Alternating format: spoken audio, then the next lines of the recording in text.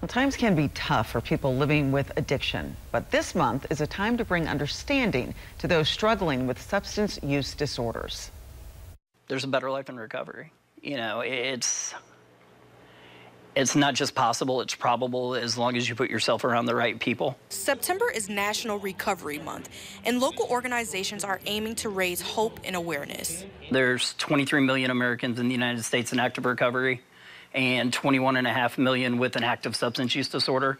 So there's actually more people in recovery than who are using chaotically. Julie Veal with the Springfield Greene County Health Department says an overdose can happen to anyone, which makes it vital for the community to be equipped with Narcan.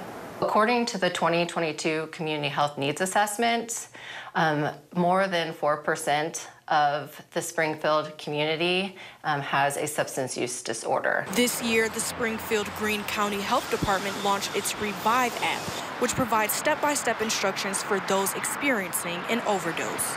People use drugs, and recovery is possible for anybody that's trying to find it, but there's multiple pathways, and people have to find which pathway works best for them.